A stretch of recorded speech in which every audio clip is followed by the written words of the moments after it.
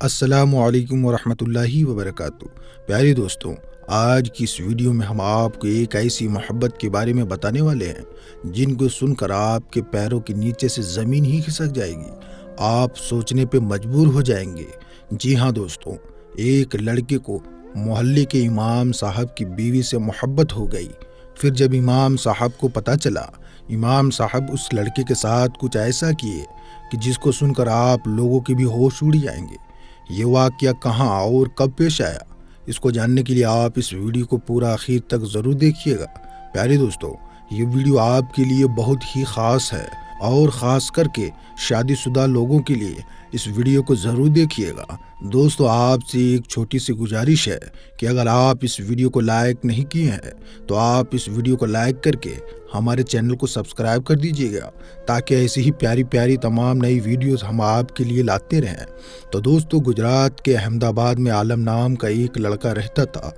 اس کو اپنے محلے کے امام صاحب کی بیوی سے محبت ہو گئی۔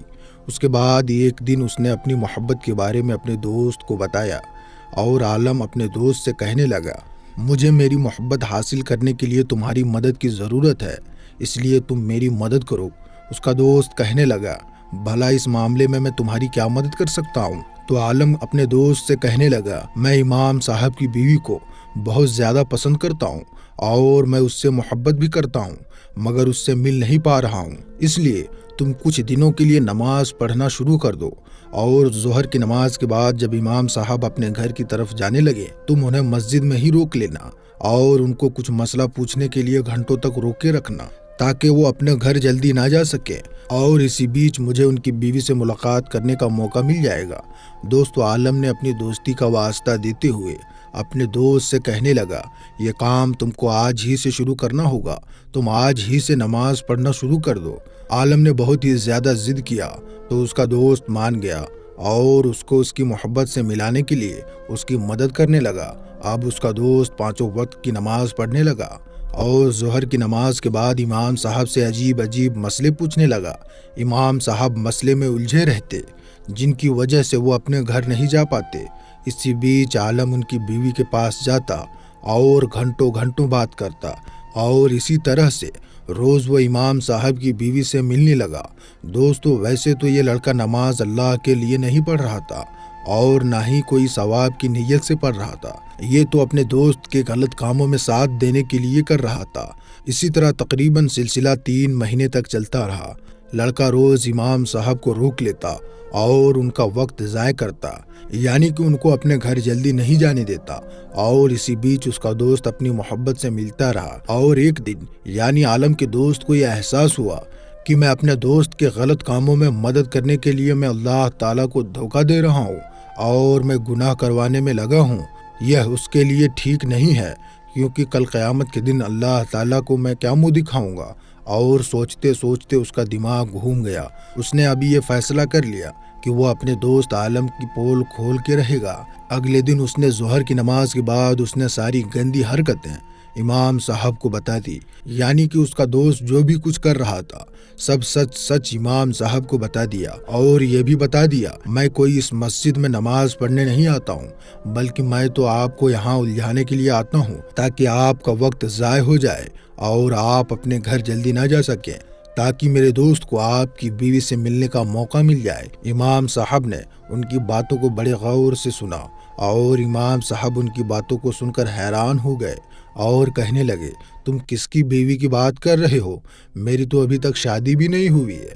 اب امام صاحب کی باتوں کو سن کر وہ لڑکا ایک دم سے حیران ہو گیا اور سوچنے لگا، جب امام صاحب کی شادی ہی نہیں ہوئی اور امام صاحب کی بیوی ہی نہیں ہے تو 3 مہینے سے میرا دوست کس سے ملنے جا رہا ہے؟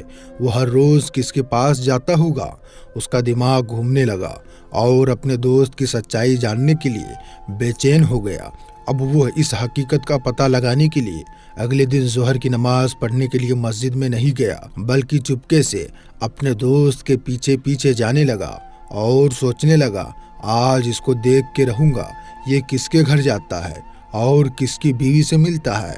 اور وہ چھپ چھپ کر عالم اس کے پیچھے چل رہا تھا، اور پھر اسے دیکھ کر بڑا جھٹکا لگا اس کا دوست جس مکان میں داخل ہو رہا تھا وہ اسی کا گھر تھا، یعنی عالم اپنے ہی اسی دوست کے گھر جا رہا تھا، مطلب وہ 3 مہینے سے اس کے ہی گھر جا رہا تھا، اسی کو ہی دھوکہ دے رہا تھا، وہ 3 مہینے سے اسی کی ہی بیوی سے مل رہا تھا۔ یہ دیکھ کر اس کے پیروں تلے سے زمین نکل گئی اور وہ من ہی من سوچنے لگا برے کام کا برا نتیجہ ہوتا ہے۔